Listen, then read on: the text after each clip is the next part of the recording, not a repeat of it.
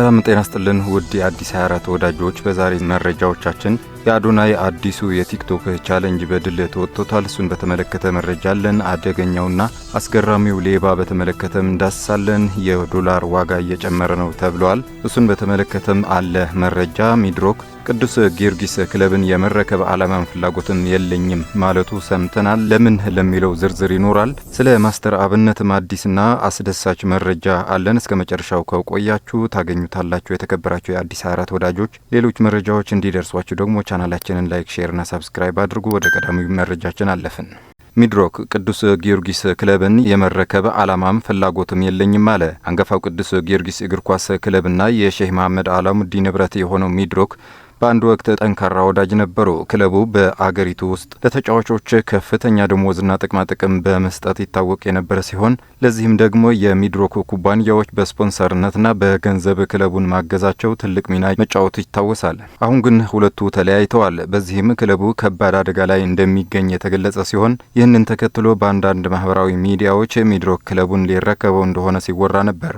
ይሁን እንጂ ሚድሮክ ዛሬ ባሰራጨው መግለጫ ቅዱስ ጊዮርጊስ ክለብን የመረከብ ዓላማን ፍላጎትም የለኝም በማለት አስተባብለዋል። ሚድሮክ በመግለጫው ሚድሮክ ኢንቨስትመንት ግሩፕ ቅዱስ ጊዮርጊስ ክለብን ተረክበው የማስተዳደር ፍላጎት እንዳለው በተለያዩ ማህበራዊ ሚዲያዎች የሚሰራጨው መረጃ ፍጹም ሐሰት መሆኑን ይገልጻል። ሚድሮክ ክለቡን በየትኛውም መንገድ ተረክበው ለማስተዳደር ዓላማም ሆነ ፍላጎት እንደሌለው መሆኑን በዚህ አጋጣሚ ለመግለጽ ይወዳል ብለዋል። ይህ በእንዲህ እንዳለ ከወራት በፊት የሚድሮክ ዋና ስራ አስፈጻሚ አቶ ጀማል መሐመድ ከዛሀበሻ ባደረጉት ቃለ ምልልስ ካለባቸው የስራ ጫናና ኃላፊነት አኳያ ወደ ክለቡ የመመለስም ሆነ በአመራርነት የመስራት ፍላጎት እንደሌላቸው መግለጻቸው ይታወሳል።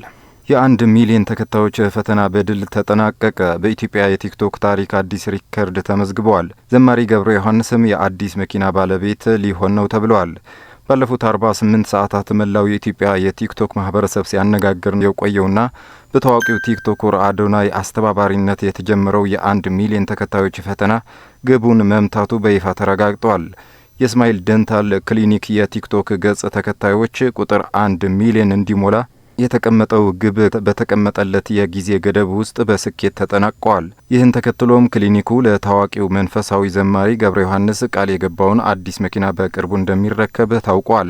የዘመቻው ዋና አቀንቃኝ አዶናይ ግቡን መሳካትን ተከትሎ ለደጋፊዎቹ ባስተላለፈው መልእክት ይህ የሁላችንም ድል ነው፣ ኢትዮጵያውያን በአንድነት ከቆምን የማይቻል ነገር የለም፣ ለዘማሪው ደስታ ምክንያት ለሆናችሁ ሁሉ ምስጋና ይገባችኋል በማለት ደስታውን ገልጸዋል። እስማኤል ደንታል ክሊኒክ በገባው ቃል መሰረት የቲክቶክ ገጹን 1 ሚሊዮን ላደረሱለት ተጠቃሚዎች ምስጋናውን እያቀረበ ለዘማሪ ገብረ ዮሐንስ የተዘጋጀውን አዲስ መኪና የሚያስረክብበትን ፕሮግራም በቅርቡ እንደሚያሳውቅ ይጠበቃል። ይህ ክስተት በኢትዮጵያ ዲጂታል ማህበረሰብ ውስጥ ትልቅ ትርጉም አለው። ማህበራዊ ሚዲያ ለመዝናኛ ብቻ ሳይሆን ለበጎ አድራጎትና ለታላላቅ ስኬቶች እንዴት መዋል እንደሚችል ተግባራዊ ትምህርት የሰጠ ክስተት ሆኖ ይመዘገባል።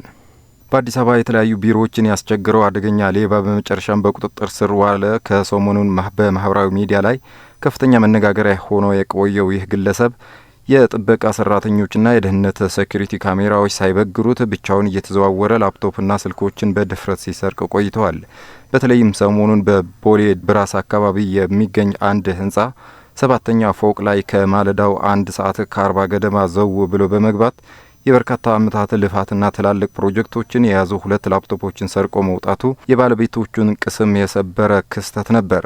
ከዚህ አጋጣሚ በኋላ ሌሎች ከ6 በላይ ተበዳዮች በተመሳሳይ ሁኔታ በዚህ ግለሰብ ላፕቶፖቻቸውና ስልኮቻቸው እንደተሰረቁ የቪዲዮና የምስል ማስረጃዎችን በማያያዝ አጋልጠዋል። የዚህ ሌባ የስርቆት መንገድ ለየት የሚያደርገው በዋናነት ከተማዋ ውስጥ ያሉ ቢሮዎችን ኢላማ ማድረጉ ነው።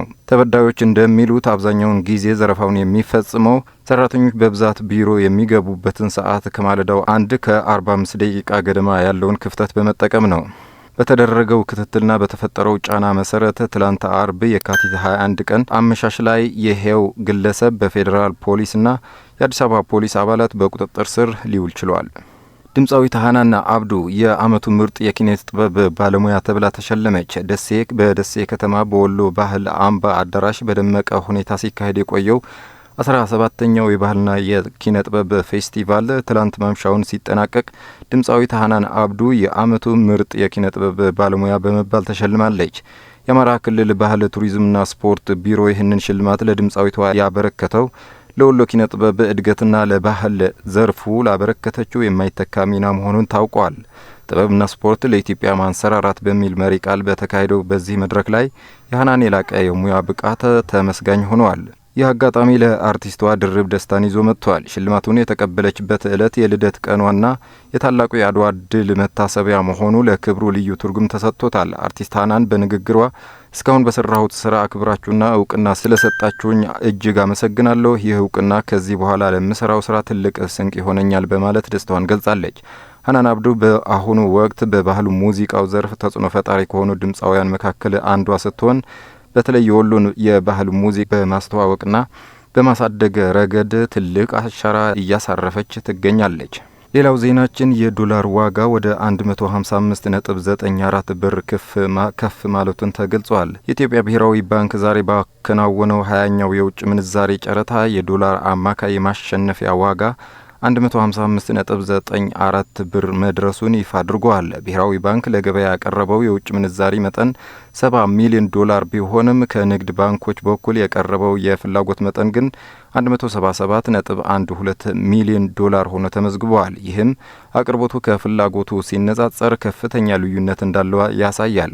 ከፍተኛው የማሸነፊያ ዋጋ 156.05 ብር፣ ዝቅተኛው የማሸነፊያ ዋጋ ደግሞ 153.88 ብር፣ የመቁረጫ ዋጋ ወይም ከት ኦፍ ፕራይስ ደግሞ 155.88 ብር። በዚሁ ጨረታ ላይ በአጠቃላይ 20 የንግድ ባንኮች የተሳተፉ ሲሆን ካቀረቡት የዋጋ ተወዳዳሪነት አንጻር 9 ባንኮች ብቻ የቀረውን የውጭ ምንዛሪ ማሸነፍ መቻላቸውን ተገልጿል። ይህ የዛሬው ጨረታ ውጤት ባለፉት 10 ቀናት ውስጥ በገበያው ላይ የታየውን የዶላር ፍላጎት መጨመርና የዋጋ መዋዠቅ በግልጽ ያመላከተ ሆኗል። በመጨረሻው ማስተር አብነት ከህመሙ አገግሞ ወደ እርዳታ ስራው መመለሱን አሳውቋል። በበጎ አድራጎት ስራው የሚታወቀውና በሚሊዮኖች የሚቆጠሩ ተከታዮች ያሉት ማስተር አብነት ከበደ የብዙዎችን እንባ ሲያብስ ከቆየ በኋላ ራሱ ባልታወቀ ከባድ ህመም እየተሰቃየ መሆኑን ይፋ አድርጎ ነበር። ማስተር አብነት መታመሜን ሰምታችሁ ብዙ ሰዎች እየተጨነቃችሁ እንደሆነ ሰምቻለሁ። መታመሜን የነገርኳችሁ እንድትጨነቁ ሳይሆን እንድትጸልዩልን ነው ካለ በኋላ የህመሙ መንስኤ ጎፋ በመሬት ናዳ ምክንያት የተጎዱ ወገኖችን ለማገዝ በሄደበት ወቅት እንደጀመረውና 1 ዓመት ከ5 ወር ያህል ጊዜ ከህመሙ ጋር መቆየቱን ተናግሮ ነበር። ከዛ በኋላ በታይላንድ ባንኮክ የህክምና ክትትሉን ሲያደርግ የቆየው ማስተር አብነት ህክምናውን በድል አጠናቆ አዲስ አበባ ገብቷል። አሁን ደግሞ ዛሬ በግልጽ ወደ ስራው እንደተቀላቀለ በግፍ በባለቤቷ የፈላ ቡና የተደፋባትን ይችን አሳዛኝ እናት ለማገዝ በቅቷል። የተከበራችሁ የአዲስ 24 ወዳጆች ዜናዎቻችን እነዚህ መስሉ ነበር። ሌሎች አዝናኝና አስተማሪ ፕሮግራሞች በቅርቡ የምንጀምር መሆኑን በመግለጽ ቶሎ እንዲደርሷችሁ ደግሞ ቻናላችንን ላይክ፣ ሼርና ሳብስክራይብ በማድረግ አብራችሁን ሁኑ። መልካም ጊዜ